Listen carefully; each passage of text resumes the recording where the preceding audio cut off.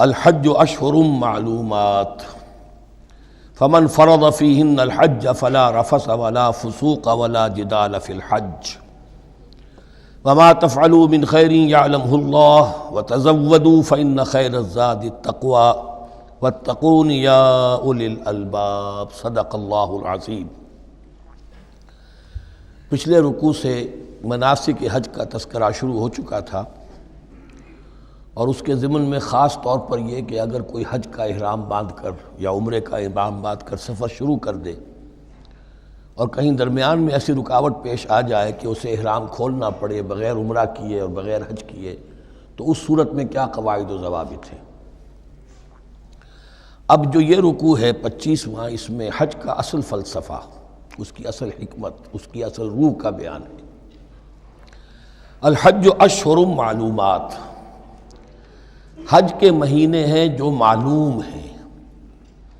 یعنی جو بھی پہلے سے عرب میں رواج چلا آ رہا تھا اس کی توثیق ہو گئی کہ واقعتاً یہ اللہ تعالیٰ ہی کی طرف سے۔ تو حج کے کا جہاں تک ٹائمنگ کا تعلق ہے، مواقیت کا تعلق ہے، وہ گویا کہ اللہ تعالیٰ کی طرف سے توثیق فرما دی گئی۔ فمن فرض فیہن الحج، تو جو کوئی بھی اپنے اوپر لازم کر لے ان مہینوں میں حج کو، لازم کر لے سے مراد نیت پختہ کر لے، اور نیت پختہ کرنے کی علامت احرام باندھ لے۔ فمن فرض فیہن الحج، تو حج کے لیے جو اپنے اوپر لازم کر لے، فلا رفث ولا فسوق ولا جدال فی الحج، تو احرام کی حالت میں یہاں لفظ حج آیا ہے، ان میں سے پہلی قید جو ہے فلا رفث، تو کوئی شہوت کی بات نہیں ہونی چاہیے۔ میاں بیوی بھی ساتھ حج کر رہے ہیں تو احرام کی حالت میں وہی قید ہے کہ جو اعتکاف کی حالت میں ہے۔ باقی یہ کہ فسوق اور جدال، اللہ کی نافرمانی یا باہم جھگڑنا، اس لیے کہ بہت بڑی تعداد میں لوگوں کا اجتماع ہوتا ہے، سفر میں بھی لوگ ساتھ ہوتے ہیں، تو لوگوں کے غصوں کے پارے جلدی چڑھ جاتے ہیں، اس میں خاص طور پر روکا گیا کہ یہ ہے کہ اس میں امن ہو اور سکون ہو۔ اور آج بھی واقعہ یہ ہے کہ دنیا میں معجزات میں سے ہے یہ، اتنی بڑی تعداد میں لوگوں کا جمع ہونا، اور وہاں امن رہتا ہے،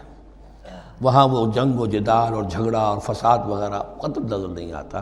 یا تو یہ کہ پچھلے دنوں میں کچھ سیاسی اعتبار سے کوئی مہمیں اٹھائی گئی ہیں، یا یہ کہ کچھ چور اچکوں نے بھی جانا شروع کر دیا ہے وہاں پر،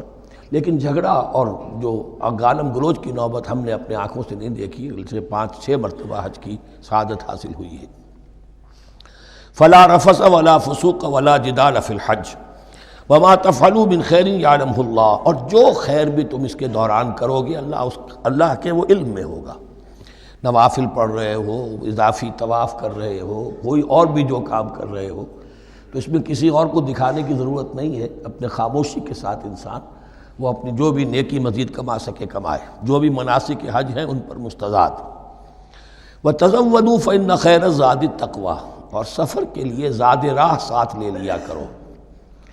اور بہترین زاد راہ تقویٰ ہے۔ اب اس آیت کے 2 معنی لیے گئے ہیں، ایک تو یہ کہ بہترین زاد راہ تقویٰ ہے، یعنی سفر میں آپ نے زاد راہ خرچ کی شکل میں تو لے لیا، تقویٰ ہے نہیں، تو پھر کیا ہوگا؟ وہ تو صرف پیسہ خرچ کرنے کے لیے اچھا احرام لے لیں گے، اچھی جگہ لے لیں گے قیام کی، تو تقویٰ اگر نہیں ہے تو وہ حج تو حج ہی نہیں ہوگا۔ لیکن اس کا ایک دوسرا مفہوم جو ہے وہ بھی بہت اہم ہے کہ اگر انسان خود اپنا زاد راہ ساتھ نہ لے تو پھر وہاں مانگنا پڑتا ہے، تو تقویٰ سے مراد یہاں ہے سوال سے بچنا۔ بہتر یہ ہے کہ زاد راہ لے کر چلو، اور یہ کہ اس کے لیے تمہیں کسی کے سامنے سائل نہ بننا پڑے۔ اگر تم صاحب استطاعت نہیں ہو تو حج تم پر فرض ہی نہیں ہے۔ خام خواہ کو ایک شے جو تم پر فرض نہیں ہے اس کے لیے وہاں جا کر بھیک مانگنا، یا یہاں سے بھیک مانگ کر یا چندہ لے کر جانا، یہ تو قطعاً غلط حرکت ہے۔ وَتَزَوَّدُوا فَإِنَّ خَيْرَ الزَّادِ التَّقْوَىٰ وَاتَّقُونِ یَا أُولِي الْأَلْبَابِ، اور یقیناً میرا ہی تقویٰ کرو، مجھ ہی سے ڈرو اے ہوش مندو۔ لَيْسَ عَلَيْكُمْ جُنَاحٌ أَن تَبْتَغُوا فَضْلًا مِّن رَّبِّكُمْ، اس میں تم پر کوئی حرج نہیں ہے، کوئی گناہ نہیں ہے کہ تم حج کے سفر کے دوران اپنے رب کا فضل بھی تلاش کرو۔ آدمی ہندوستان سے پاکستان سے جا رہا ہے، اسے ایسی اجناس لے جائے تجارت کے لیے جو وہاں پر بیچ کر کچھ نفع حاصل کر لے، تو یہ تقویٰ کے منافی نہیں ہے۔ اگر وہاں پر کوئی کاروبار کر سکو کرو۔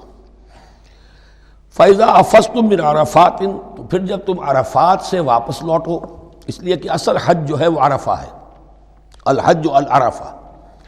حج کے بقیہ تمام مناسک رہ جائیں، صرف عرفہ میں شمولیت ہو جائے، قیام عرفہ میں تو حج ہو گیا، باقی جو چیزیں رہ گئی ہیں اس کا کفارہ ہے، اس کا جو دم دینا ہے وہ دے دیا جائے، لیکن عرفہ سے اگر آدمی رہ گیا عرفات کے قیام سے تو پھر حج نہیں ہوا۔ اب یہاں سے جب لوٹتے ہو تو فاذکروا اللہ عند المشعر الحرام، یہ ٹائم ٹیبل نوٹ کر لیجئے کہ اصل میں 8 کی شام کو مکے سے نکلتے ہیں 8 ذی الحج کو، اور رات منی میں گزارتے ہیں، پھر 9 کا دن ہے اصل یوم عرفہ، 9 ذی الحج، صبح کو نکلتے ہیں، قافلے چلتے ہیں اور کہیں دوپہر تک، اور دوپہر سے بھی ہو سکتا ہے تاخیر ہو جائے، لیکن کوشش ہوتی ہے کہ ظہر سے پہلے پہنچ جایا جائے،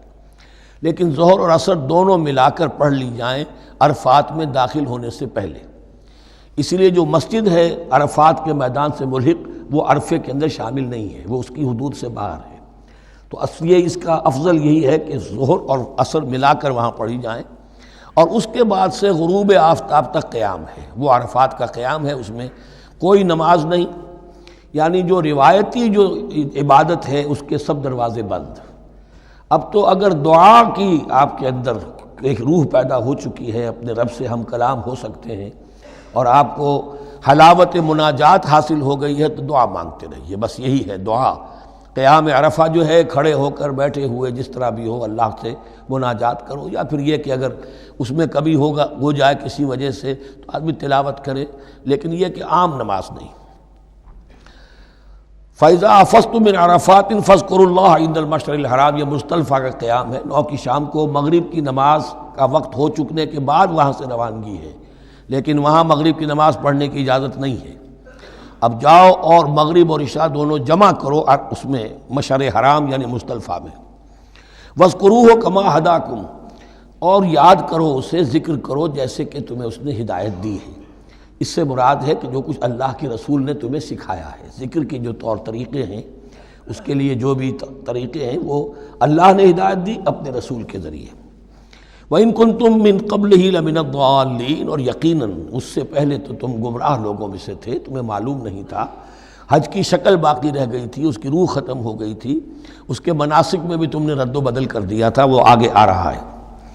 ثُمَّ أَفِيضُوا مِنْ حَيْثُ أَفَاضَ النَّاسُ، پھر پلٹو وہیں سے جہاں سے کہ سب لوگ پلٹتے ہیں۔ قریش نے یہ کہا تھا کہ ہماری خاص حیثیت ہے کہ ہم تو منی ہی میں مقیم رہیں گے، باہر سے آنے والے لوگ عرفات جائیں اور عرفات سے پھر واپس لوٹیں، یہ سارے مناسک ہمارے لیے نہیں ہیں، ہم تو مکے والے ہیں اور ہماری شان یہ ہے کہ ہم عرفات نہیں جائیں گے، منی ہی میں قیام رہے گا۔ یہاں بتایا گیا کہ یہ تم نے غلط بات ایجاد کر لی ہے، ثم افیضوا من حیث افاض الناس، جہاں سے سب لوگ لوٹتے ہیں یعنی میدان عرفہ سے، وہیں سے لوٹیں۔ واستغفر اللہ، اللہ سے استغفار کرتے رہو، ان اللہ غفور الرحیم، یقینا اللہ بخشنے والا رحم فرمانے والا ہے۔ فَإِذَا قَضَيْتُم مَّنَاسِكَكُمْ، اور جب تم اپنے یہ مناسک ادا کر لو، پورے کر لو، فاذکروا اللہ کذکرکم آباءکم، تو اب اللہ کا ذکر کرو جیسے کہ تم اپنے آباء و اجداد کا ذکر کرتے رہے ہو، جس شد و مد کے ساتھ۔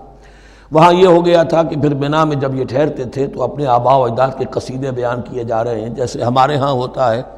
جو دیہاتی لوگ ہوتے ہیں، راجپوت لوگ ہوتے ہیں، ان کے میراثی ہوتے ہیں، اسی طرح وہاں شعراء ہوتے تھے قبائل کے، وہ ان قبیلوں کی مدح بیان کرتے تھے، ان کے بڑے بزرگوں کی، اسلاف کی جو ہے عظمت بیان کرتے تھے۔ اللہ کا ذکر ختم ہو چکا تھا، فرمایا جس شد و مد کے ساتھ تم اپنے آباء و اجداد کا ذکر کرتے رہے، اب اسی شد و مد کے ساتھ، بلکہ او اشد ذکرہ، بلکہ اس سے بھی زیادہ شد و مد کے ساتھ اب اللہ کا ذکر کرو۔